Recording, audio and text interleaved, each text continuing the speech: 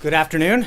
I hope you all had the opportunity to pay your respects to the brave men and women who have given their lives for our freedom yesterday on Memorial Day. I want to begin by recapping the incredible historic trip that the President and the First Lady have just concluded, because it truly was an extraordinary week for America and our people. In just 9 days, the President traveled across Europe and the Middle East and interacted with nearly 100 foreign leaders. It was an unprecedented first trip abroad, just 4 months into this administration, and it shows how quickly and decisively the President is acting to strengthen alliances, to form new partnerships, and to rebuild America's standing in the world. We've never seen before at this point in a presidency such sweeping reassurance of American interest and the inauguration of a foreign policy strategy designed to bring back the world from growing dangers and perpetual disasters brought on by years of failed leadership.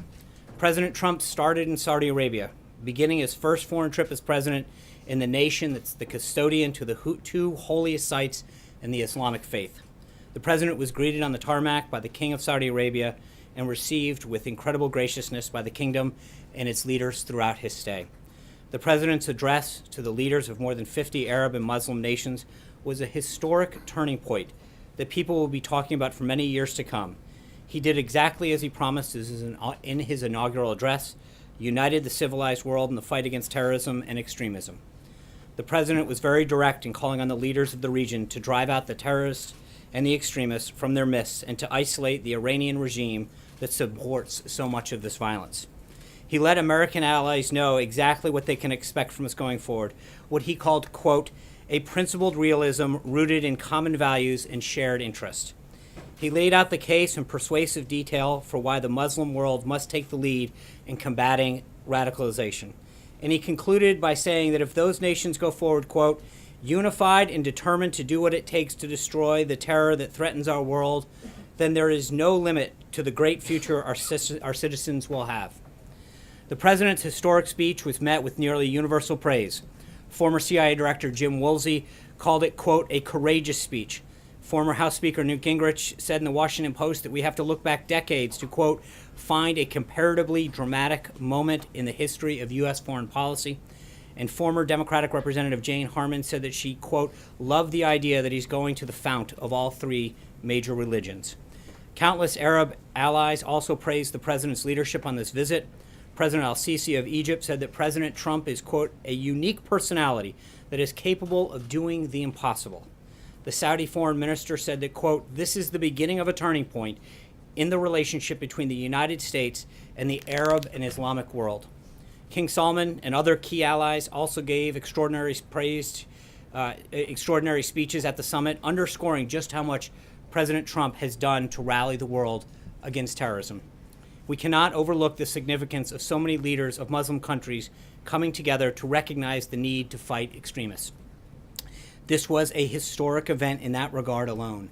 King Salman said he shares the president's determination to, quote, renounce extremism and work on countering terrorism in all its forms and manifestations.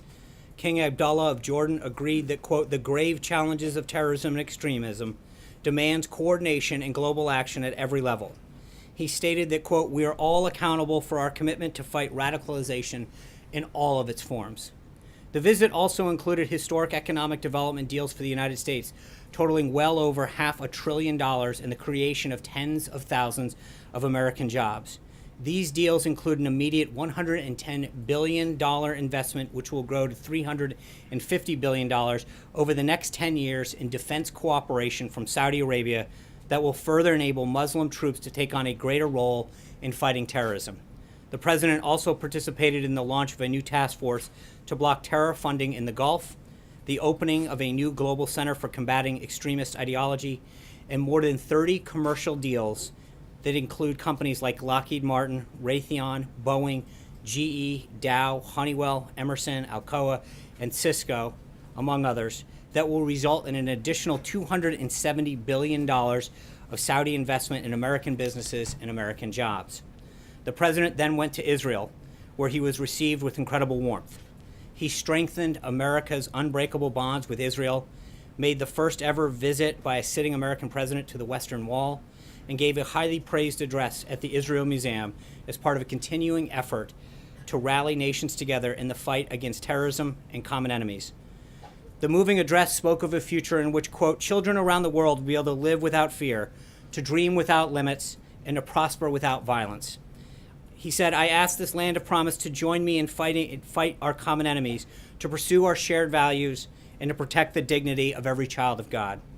The president also visited Yad Vashem to memorialize the victims of the Holocaust and to pledge never again.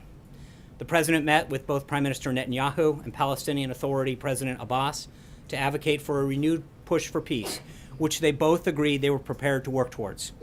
He also discussed with both leaders how to increase cooperation against terrorism. Prime Minister Netanyahu said, quote, for the first time in my life, I see real hope for change. And a correspondent at one of the leading Israel publications wrote that, quote, in the short space of 3 days, Trump carried out a semi-revolution. From Israel, the president traveled to Rome, where he met with Pope Francis at the Vatican. They had a very productive conversation about combating ISIS and other terrorist groups, protecting religious liberty, and numerous other issues. The president and the First Lady were incredibly honored by the visit.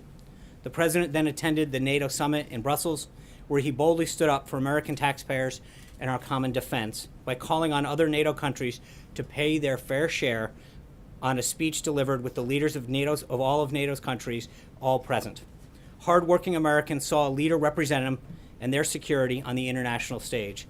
The president also urged NATO to adapt the alliance to more effectively combat terrorism. Later in the meeting, the member states unanimously agreed on those two priorities, and the Secretary General was extremely complimentary of the president's work to dramatically strengthen the alliance by getting member states to increase their contributions. Finally, the president traveled to the G7 summit in Sicily, where he and other leaders discussed how to better promote prosperity and security for each of their countries. Those meetings were marked by outstanding success that we see reflected in the communique that was issued. They include a strong statement that G7 nations will stand against unfair trade practices and a commitment to fostering a true level playing field. The G7 leaders also endorsed the right of sovereign nations to control their borders and endorsed in that communique the policy outlined by President Trump to seek resettlement of refugees as close as possible to their home countries so that they can be part of an eventual rebuilding. This language on migration and refugees was a major shift in policy towards the shift of the president. The G7 formally also condemned the use of chemical weapons, and needless to say, the president's leadership was critical in setting those priorities for the nation. In addition, the president also met with Prime Minister Abe of Japan. The two agreed on the need for enhanced sanctions with respect to North Korea. The president concluded his trip with an address to the service members and their family at Naval Station Sigonella to thank them for their service on Memorial Day weekend and to deliver another strong message about the unity in the fight against terrorism. Then yesterday, President Trump spoke at Arlington National Cemetery for Memorial Day services and visited the grave sites of many of our fallen heroes. This was an extraordinarily successful and historic 9-day trip the president took. He accomplished the return of a strong America to international affairs, rallied civilized nations of the world against terrorism, took real steps towards peace in the Middle East, and renewed our alliances on the basis of both shared interest and shared burdens. The trip sets the stage for a much more safe and prosperous nation here at home and a more peaceful world for all. We're back at home now, and the president and his cabinet are moving full steam ahead on the president's agenda. As the president noted this weekend, his plan for the most significant tax reform in decades continues to progress, led by Secretary Mnuchin and NEC Director Cohn. While the president was away, the team here held several meetings with members in leadership. In particular, Secretary Mnuchin met separately with the House Ways and Means Committee, Republican and Democrat members, the Freedom Caucus, and the Republican Study Committee. The vice president also discussed tax reform with multiple members and with leadership during his regular visits to Capitol Hill. We'll begin holding industry listening sessions next week, providing an opportunity for business leaders and job creators to give us their inputs on what reforms are necessary to allow us to grow jobs and the economy. This morning, the president met with Environmental Protection Agency Administrator Pruitt. One of the topics that they discussed, of course, was the president's upcoming decision on the Paris Climate Accords. As I've told you overseas, this is the subject that the president is spending a great deal of time on, and one that he spoke to the G7 members about during their meetings. Ultimately, he wants a fair deal for the American people, and he will have an announcement coming on that shortly. Also today, the president's trade representative, Ambassador Robert Lighthizer, is having several meetings with representatives from the Vietnamese government, including the Prime Minister and the Trade Minister, ahead of tomorrow's visit between the president and the Prime Minister. U.S. Trade Representative will have readouts on those meetings available for you this afternoon. Ambassador Lighthizer will also be speaking at the Chamber of Commerce Gala this evening for the Vietnamese Prime Minister. That speech should be available via the U.S. Chamber's Facebook page. During his speech, Ambassador Lighthizer will highlight the developments of our bilateral relationships with Vietnam over the past 2 decades, while underscoring the work ahead in addressing the challenges presented by the recent sharp increase in our trade deficit with Vietnam. As the President has made abundantly clear, trade deficits and unfair trade practices have disproportionately hit American workers. Through a robust and varied trade agenda, this administration is strengthening our important relationships with partners like Vietnam by leveling the playing field for American businesses throughout the world. And with that, take your questions. Phil. Yeah, to the issue of the Russia probe, I'm wondering, Sean, if you can tell us when the President knew, whether the President knew at the time that Jared Kushner was seeking to establish back-channel communications at the Russian embassy to the Russian government. And if he didn't know at the time, when did he find out? I think that assumes a lot, and I would just say that Mr. Kushner's attorney has said that Mr. Kushner has volunteered to share with Congress what he knows about these meetings, and he will do the same if he's contacted or connected with any other inquiry. Did the President discuss it, though? I'm not going to get into what the President did or did not discuss, but what your question assumes is a lot of facts that are not substantiated by anything but anonymous sources that are so far being leaked out. Does he approve of that action? You're asking if he approves of an action that is not a confirmed action. That being said, I think Secretary Kelly and General McMaster have both discussed that in general terms, back channels are an appropriate part of diplomacy. So does the White House dispute that happened? I'm not going to get into it, but your question presupposes facts that have not been confirmed. Francesca. Thank you, Sean. Did the President retweeted this morning an article about that back channel that was based on an anonymous source that said that there was an effort to set up a back channel, that it was the Russians who suggested that, and that it was to talk about Syria? Was the President not confirming that there was an effort and the facts that I just said? I think what I just said speaks for itself. But you said that first of all that the article was based on anonymous sources. Which it is. But the Fox article that the President retweeted was also based on anonymous sources. Why are those sources, or the source rather, that they used more credible than the ones in the Washington Post article? Again, I don't think there's 2 issues at hand. One is the statement that Jared's attorney has provided. Second is whether or not the dossier that is largely the basis of this was largely discredited in the first place. Most of the publications here refused to even publish it in the first place. So again, I'm not going to get into confirming stuff. There's an ongoing investigation. John. Gizzy. Oh, I'm sorry. Thank you, Sean. I have 2 questions. First, the President, for the second time in a month, retweeted his desire for the Senate to reduce the votes to pass anything to 51, which would effectively scuttle the filibuster for legislation as it has been scuttled for nominations. Is this something he discussed with Majority Leader McConnell or any of the Senate leadership before he tweeted it? I think the concerns that he's had with the pace of the Senate has been longstanding. Obviously, the use of the filibuster and the rules of the Senate are ultimately up to Senator McConnell. But I think that the frustration that he's had with the pace of some of the legislation and some of the obstructionist tactics that Democrats have employed, whether it's his cabinet nominees or other pieces of legislation, has been well documented. He wants to scrap the filibuster entirely as well. I think he wants to see action done, John. That's what the President wants. Whether it's the delays that Democrats pose to his cabinet nominees or pieces of legislation, he wants action. This President was elected to get things done, and he wants to see things move through the House and the Senate, especially when you've got a majority of support and people to stop playing games. Zeke? Second question, I did want to mention that before he left to go abroad, the President praised Philippine President Duterte for his action against drug dealers and dealing with them. Various human rights groups have condemned President Duterte, saying that a lot of the executions of drug dealers have been done without trial. Does the President stand by his words of praise for the Philippine President?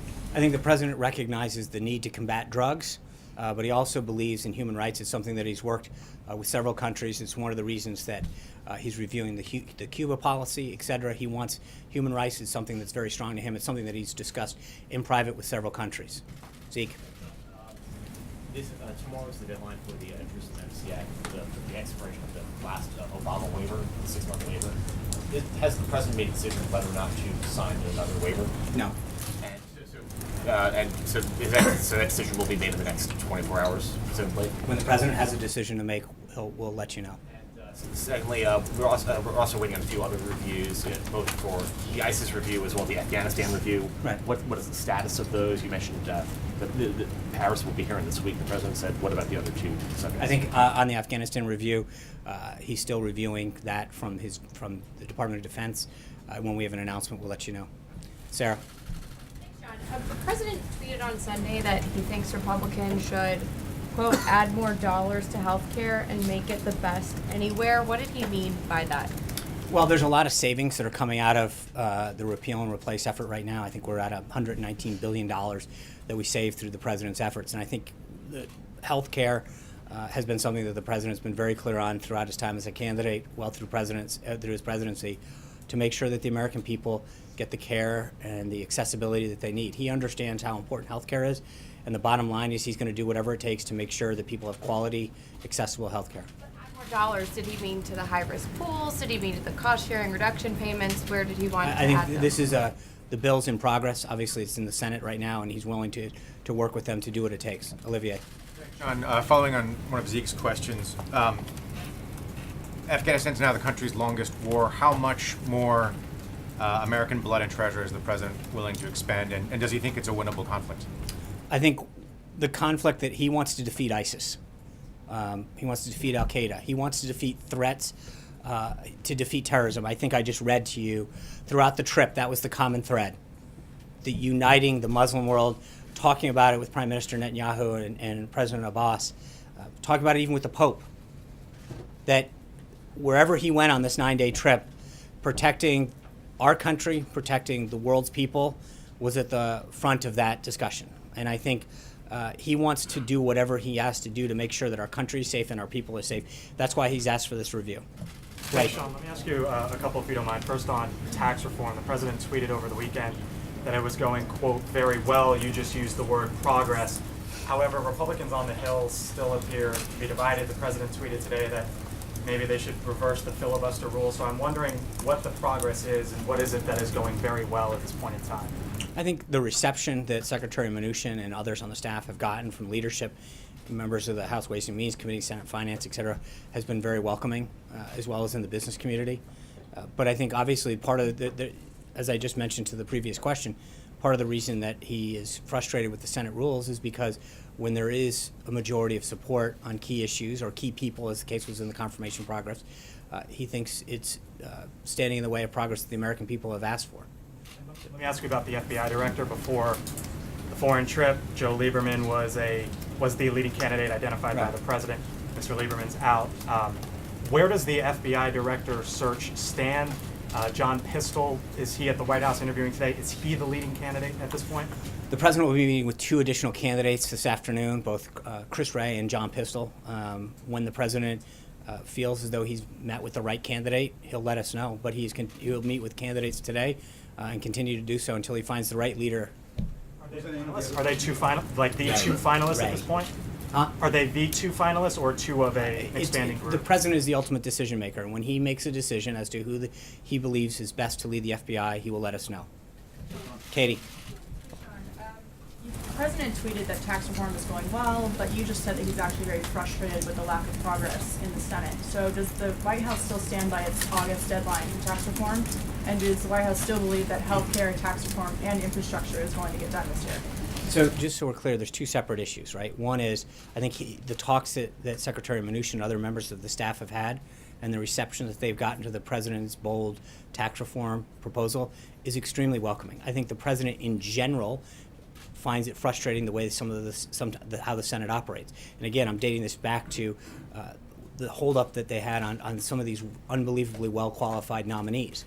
So we don't want to mix those 2 issues together. But I think he feels very encouraged by the reception that he's gotten to tax reform. Secretary Mnuchin, who had made the comment about August, had talked about, while that was a goal, that we'll continue to work as hard as we can to get it done. But we've got a pretty bold agenda. He's still pushing hard on healthcare. Infrastructure is a priority of his. So the president's legislative agenda is in full swing. Yeah. No. Where do you see the state of the U.S.-German relationship right now, and how important is that relationship to the White House and the president and the American public? I think the relationship that the president has had with Merkel, he would describe as fairly unbelievable. They get along very well. He has a lot of respect for her. They continue to grow the bond that they had during their talks in the G7. And he views not just Germany, but the rest of Europe as an important American ally. During his conversations at NATO and at the G7, the president reaffirmed the need to deepen and improve our transatlantic relationship. And how did he view her comments that she felt that Europe could no longer depend on the United States?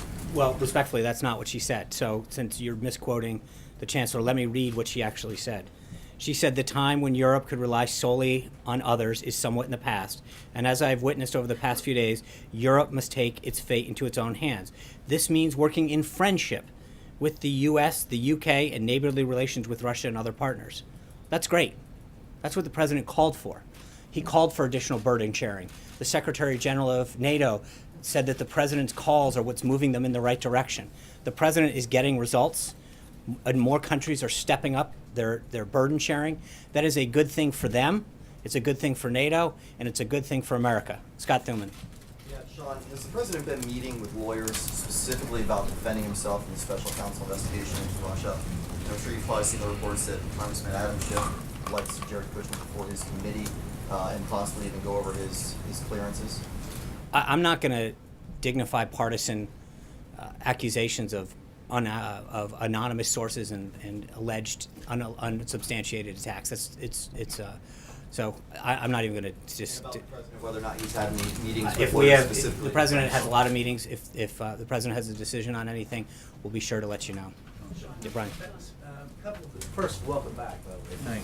Thanks. Two quick questions. This weekend, while you all were gone, someone shot up the Lexington Herald Leader, and of course we understand what happened in Montana with now Congressman Gianforte. I think he has a misdemeanor charge of assault. Will this administration take a stand against violence aimed at reporters?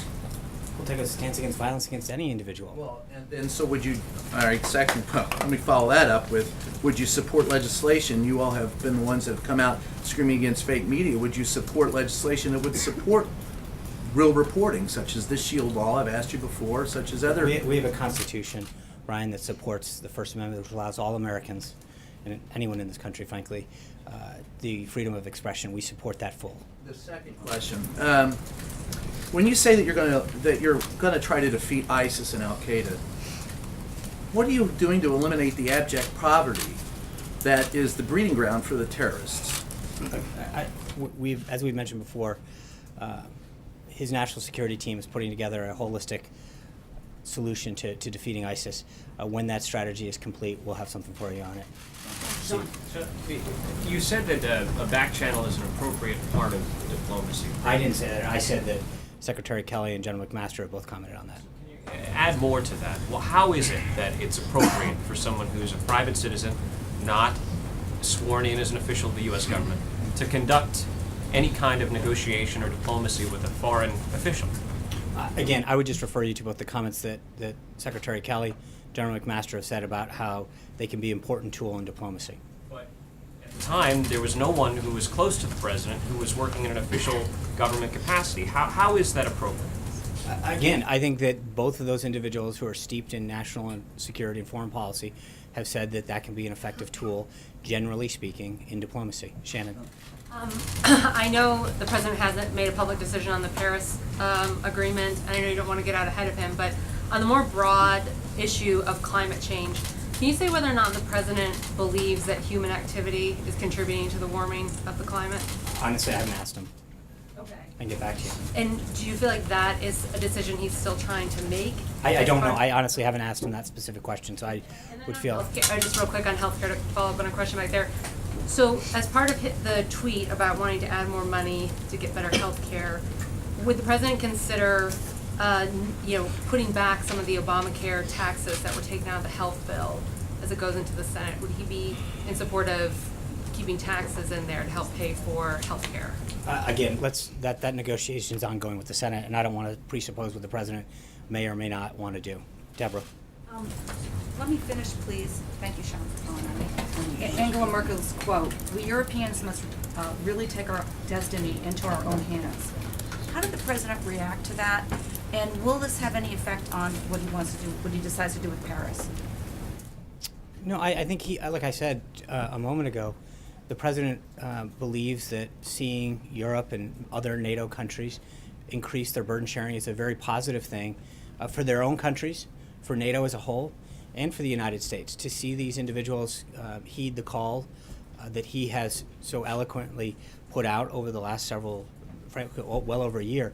But when you look at the comments that the Secretary General made, he recognizes that the president's rhetoric has had an extremely positive effect on the strengthening of NATO, on other countries stepping up the percent of their own GDP that they're putting towards their common national defense.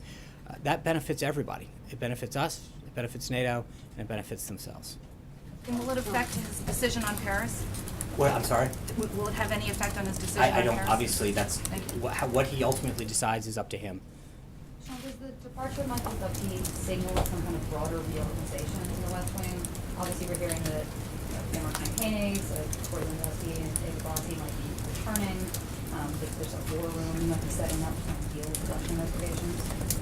I don't think so. I think the president is very pleased with his team, and he has a robust agenda, as I've just outlined, that he looks forward to working with Congress to get done to achieve results for the American people. Is the White House considering changing how you communicate the president's message at all? I mean, be it him communicating directly more or different faces at the podium? Well, I don't think that there's anything that we haven't said before about how, the president has a unbelievably qualified cabinet, and we've utilized them a ton in the past. If we can continue to do that on key issues, we're going to do that. Ultimately, the best messenger is the president himself. He's always proven that he is the best messenger, not just for what he wants to articulate, but that the American people resoundingly chose him as their president because he understands the frustrations and concerns and values of the American people, and he is probably the best person to communicate that. Do you think that he is happy with the messaging that's been done thus far? I think he's very pleased with the work of his staff. I think that he is frustrated, like I am and like so many others, to see stories come out that are patently false, to see narratives that are wrong, to see quote-unquote fake news. When you see stories get perpetrated that are absolutely false, that are not based in fact, that is troubling. And he's rightly concerned. Can you give an example of fake news, Sean? Can Yeah, you give us an absolutely. example? I'll give you an example. Please. Sure. Friday, the president was having a great discussion at the G7, and someone from the BBC and ultimately an incoming reporter from the New York Times retweeted that the president was being rude by disrespecting the Italian prime minister.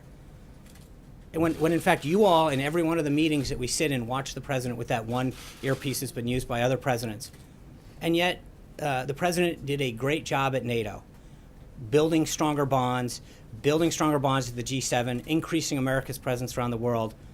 And that's the kind of thing that the BBC and ultimately the reporter who's now joining the New York Times push out and perpetuate with no apology. What, you're shaking your head, Peter. I mean, it's true. You did it. No, and I'm answering James, but I think. No, you just can't reporters make mistakes. No, but that's not. But that's just fake. That is a fake. That was is in a- the newspaper. None of it was on the front page. Your trip was all over the front page. You're making something out of one tweet instead of the. But again, you vast guys majority of defend the your coverage. mistakes like that. With all due respect, I was asked to give an example, and I did it. Prominence than anybody ever. I gave an answer to Jim. The problem is that I think the president, to the question, gets frustrated when he sees fake stories get published, things that aren't based in fact, and a narrative gets pushed. That's just so. That's just, well, with all due respect, I think when you see instances like that get perpetrated over and over again, that is frustrating. I'm not here. I didn't come here with a list of things, but I think that there's well, thank you. I appreciate it. What you get to decide what's big and what's not. I think there's a lot of the stuff that has gotten pushed out based on unnamed, unaccountable sources that is very troubling. And I think when you see the same kind of thing happen over and over again, it is concerning. And I think the president has fought very hard to bring back jobs. You, as I mentioned, you had over $500 billion of investment that's coming in that's going to grow jobs, grow our economy. That should be a big story. The president's results when it came to fighting terrorism was a big thing. The idea that we're standing up a global center to fight extremism in Saudi Arabia that's uniting Muslim countries, that's a big deal. I think reports that there's going to be an overhaul of the communications Wait, operation how did- are fake news. I think, That's the question. I know. So now you want to come back to that. What I'm telling you is that the reason that the president is frustrated is because there's a perpetuation of false narratives, a use of unnamed sources over and over again about things that are happening that don't ultimately happen, and I think that is troubling. Thank you guys very much. I appreciate it.